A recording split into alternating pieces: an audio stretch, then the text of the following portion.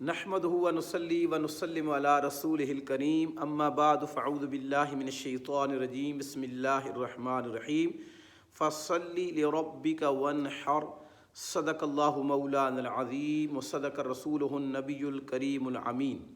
अस्सलातु वस्सलामु अलैका या सय्यदी या रसूलल्लाह व अला आलिका व अस्हाबिका या सय्यदी या रहमतल लिल आलमीन।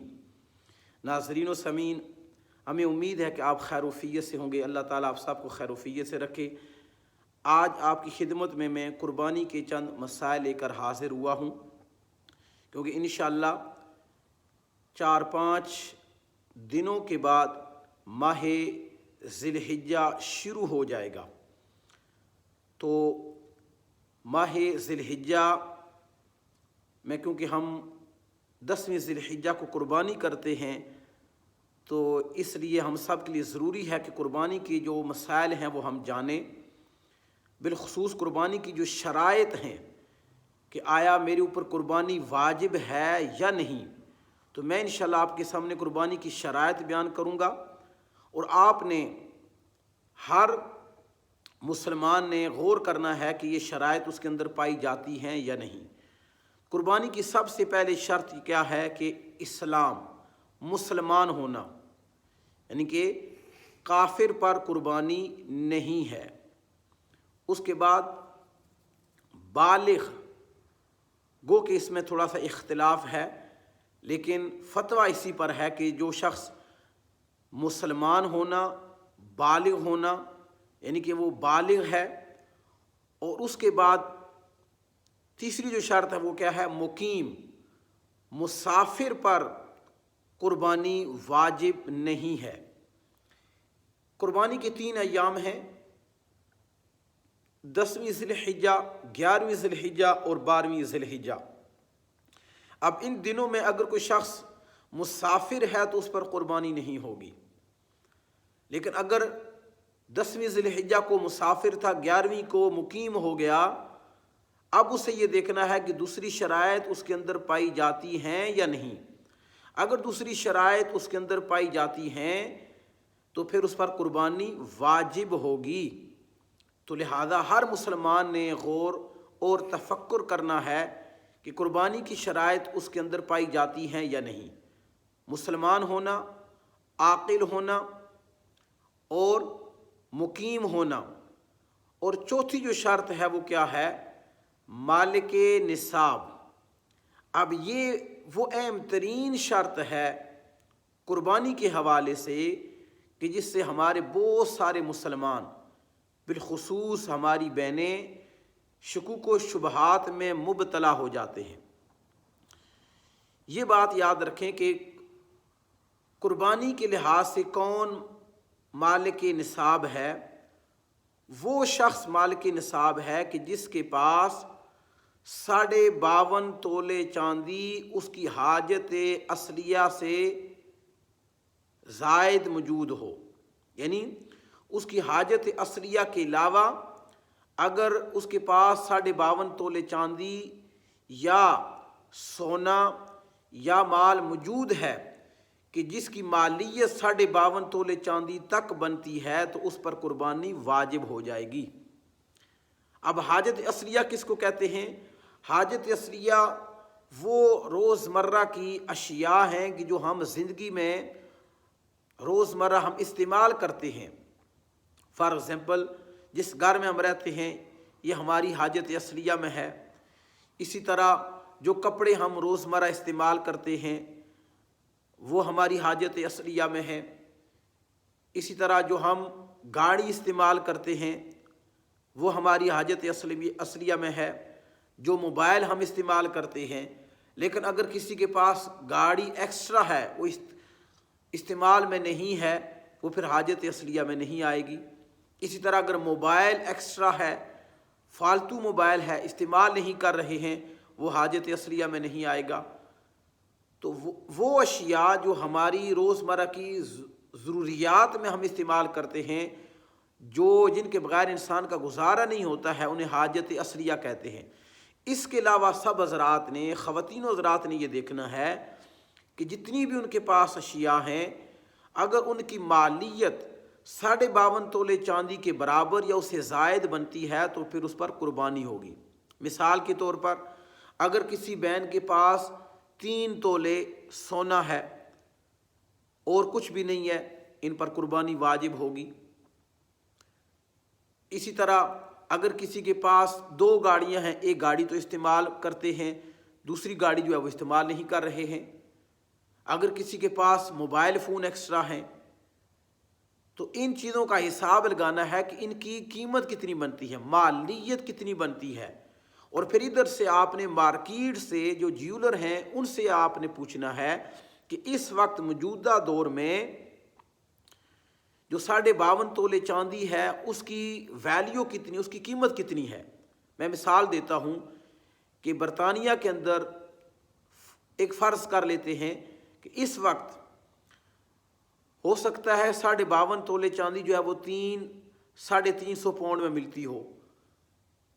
अब हर शख्स ने ये देखना है कि क्या उसके पास 350 पाउंड या जो अगर उसकी हाजत असलिया से ज़्यादा चीज़ें पड़ी हुई हैं उनकी कीमत तो 350 पाउंड से ज़ायद तो नहीं बनती है या उनके बराबर तो नहीं बनती है। अगर बनती है तो फिर उस पर कुर्बानी वाजिब होगी। और ये बात भी याद रखें कि ज़कात के लिए ज़रूरी होता है कि उस माल पर साल गुज़रा हुआ हो, लेकिन कुर्बानी के लिए ज़रूरी नहीं है। कुर्बानी के लिए ज़रूरी है कि वो जो 3 अय्याम हैं, यौम नहर, 10वीं ज़िलहिज्जा और 11वीं ज़िलहिज्जा और 12वीं ज़िलहिज्जा को अगर कोई शख्स माल के निसाब बनता है तो फिर उस पर कुर्बानी वाजिब हो जाएगी। उन 3 अय्याम में देखना होता है। तो क्योंकि हमने जानवर को ख़रीदना है, उसकी पहले तैयारी करनी होती है, तो बेहतर यही है, अफजल और औला यही है कि हम पहले से ही अपनी जांच पड़ताल कर लें कि क्या मैं मालिक निसाब हूँ या नहीं।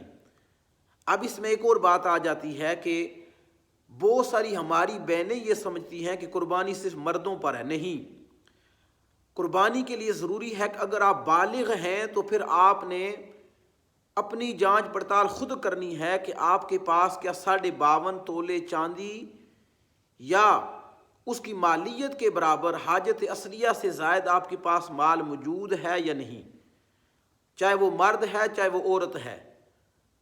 अगर औरत है तो उसने अपना हिसाब करना है, अगर मर्द है तो उसने अपना हिसाब करना है। अब हमारे मुआशरे में बहुत सारे मसाइल पाए जाते हैं। हम ये समझते हैं कि हमारे घर का जो सरपरस्त है सिर्फ कुर्बानी उसी की तरफ से होती है। बिल्कुल ऐसा नहीं है। हो सकता है कि बाप जो है वो माल के निसाब न हो, उसके पास इतना पैसा ना हो, बेटा जो है वो माल के निसाब हो, उसकी बहू जो है वो हो सकता है माल के निसाब हो, इसी तरह घर में अगर बेटी है तो हो सकता है वो माल के निसाब हो। तो जो भी शख्स, जितने भी घर के अफराद हैं, अगर वो बालिग हैं, मुकीम हैं, तो फिर उन्होंने क्या करना है। यकीनन अल्हम्दुलिल्लाह हम सारे मुसलमान हैं और मैं मुसलमानों ही से मुखातिब हूँ। तो इस मुसलमान होना, बालिग होना, मुकीम होना और फिर माल के निसाब होना।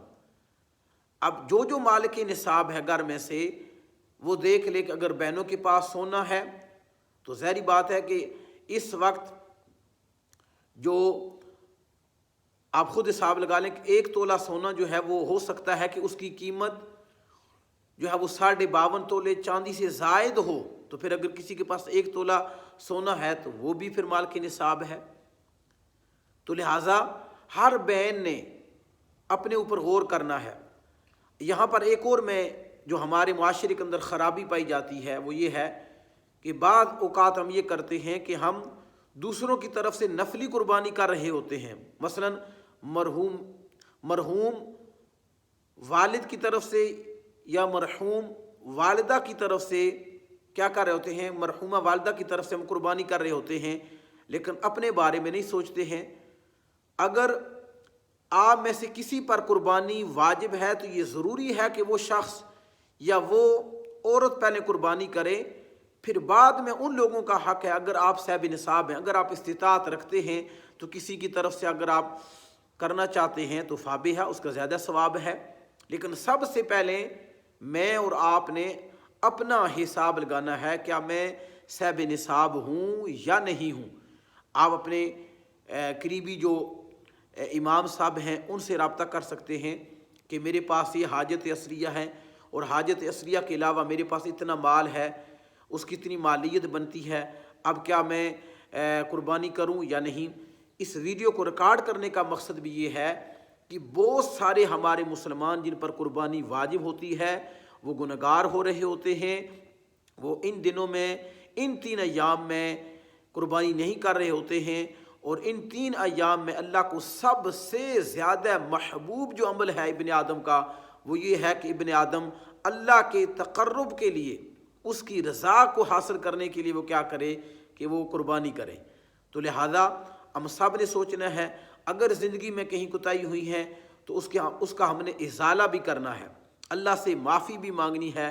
تو جو شخص بھی الحمدللہ مسلمان بالغ مقیم اور مالک نصاب جو میں نے عرض کر دیا کہ 52.5 تولے چاندی کے برابر یا اس سے زائد اگر کسی کے پاس اس کی حاجت عصریہ سے زائد مال ہے تو اس پر قربانی ہوگی۔ اب اس کا میں آسان میتھڈ یہ میں عرض کر دیتا ہوں کہ اگر آپ ایک جانور نہیں خرید سکتے ہیں، مثلا بکرا اور دمبا خریدنے کی اگر آپ کے پاس استطاعت نہیں ہے تو آپ کیا کریں، کسی بڑے جانور میں آپ حصہ ڈال لیں، اس سے آپ کا خرچہ بھی کم ہوگا اور آپ کی طرف سے قربانی بھی ادا ہو جائے گی۔ انشاءاللہ جو قربانی کے بقیہ مسائل ہیں وہ لے کر آپ کی خدمت میں ہم دوبارہ پھر حاضر ہوں گے۔ اللہ تعالی ہم سب کا حامی و ناصر ہو۔ اللہ تعالی ہمیں شریعت مطہرہ کے مطابق اپنی زندگیاں گزارنے کی توفیق عطا فرمائے۔ وآخر دعوایا ان الحمد للہ رب العالمین۔